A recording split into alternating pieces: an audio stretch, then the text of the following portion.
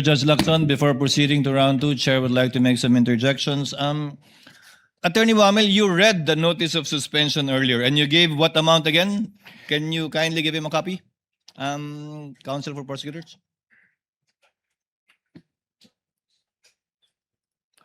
Uy, Anika, yun meantime.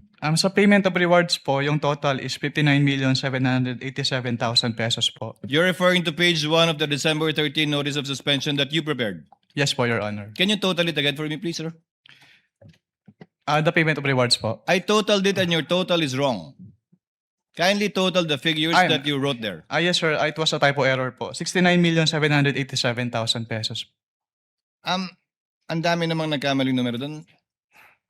From 59,787, ang tamang total is 69,837. Yes po, Your Honor. But the figure you mentioned earlier was what was written here. How did you know that it was wrong, a typo, and now you're giving us the correct figures? Kasi yung 10 million po, Your Honor, hindi na-add dun sa total amount. 10 million po nung payment, reward payment.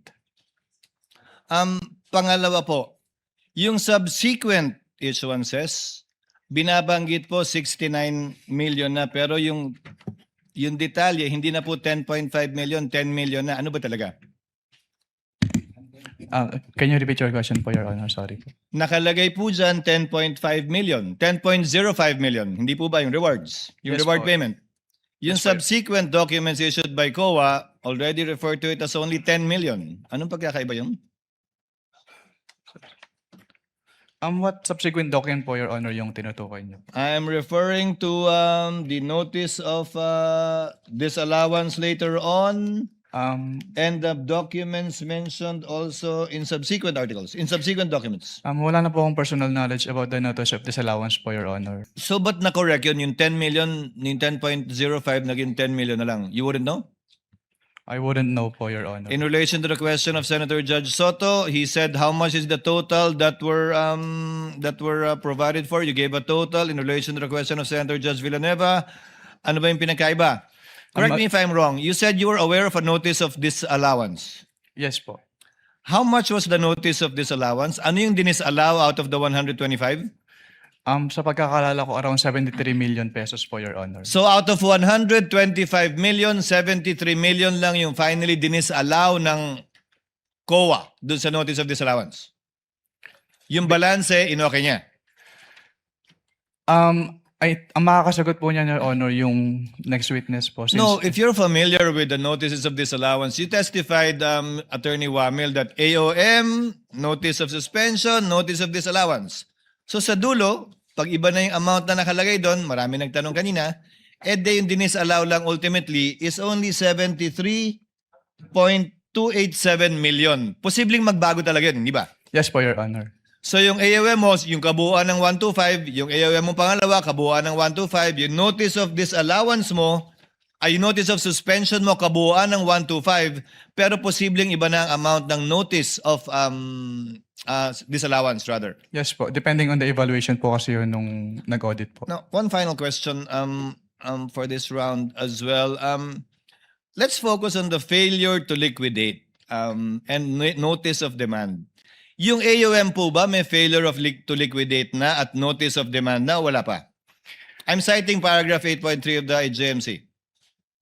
Kapag AOM po kasi, Yes or no? wala pa po. Yun po, yung AOM po kasi yung parang kinukonsider namin as demand po, Your Honor. So, wala. Saan po nakalagay sa AOM na may demand kayo?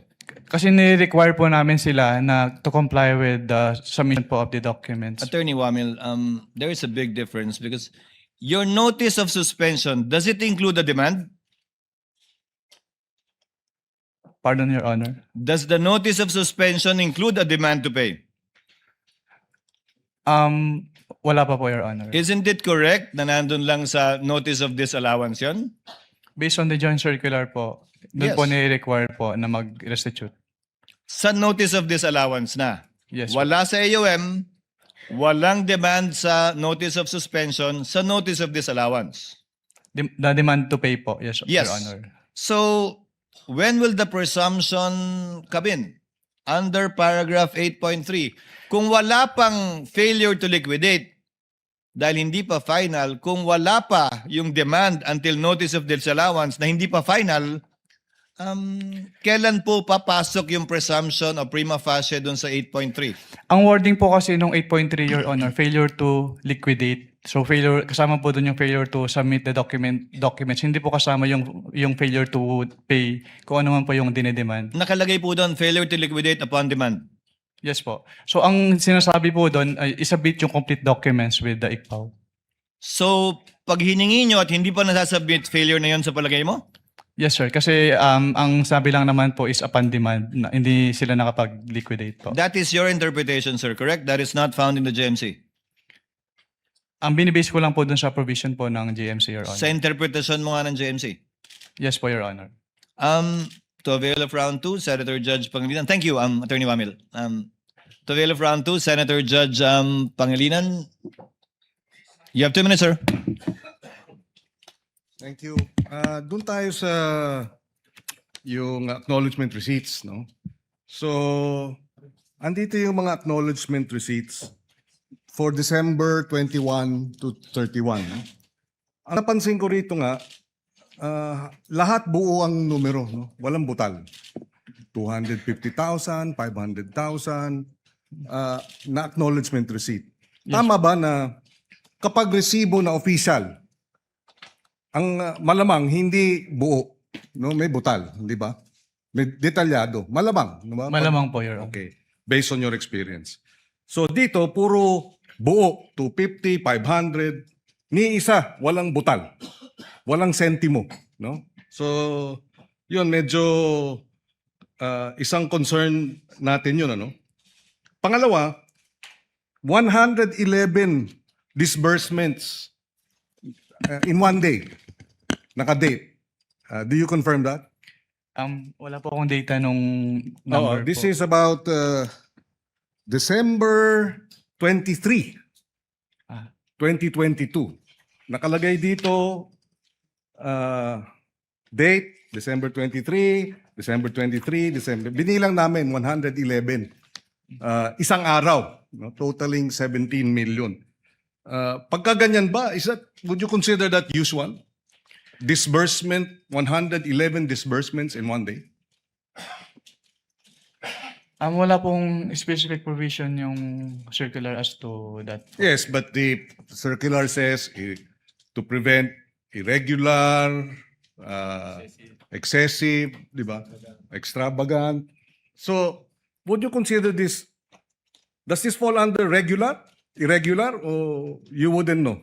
I wouldn't know po. Okay. Pero that's unusual po, pero I wouldn't know if it is irregular since wala naman pong provision. So we come back to the term unusual. Okay. So this is unusual. Doon sa nabanggit mo kahapon,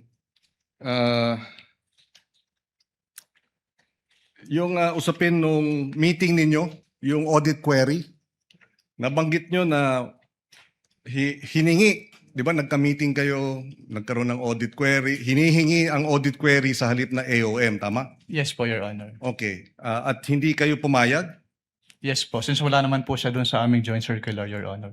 Kung pumayag kayo na wala sa joint circular at nagbigay kayo ng audit query na hinihingi ng OVP, would you be violating the joint circular? Yes po. Kaya So- hindi po kami nagbigay, Your Honor. In other words, an audit query would be a violation of the joint circular, tama? Hindi lang po siya sanction, Your Honor. So, Yes. Hindi po siya part nung ini-issue namin. Okay.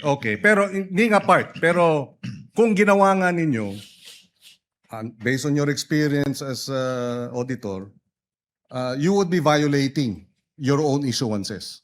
Yes po, Your Honor. That's why you refuse to give the audit query as requested and instead, tinuloy nyo yung AOM. Last question, Mr. Kindly wind up. Yes, last question.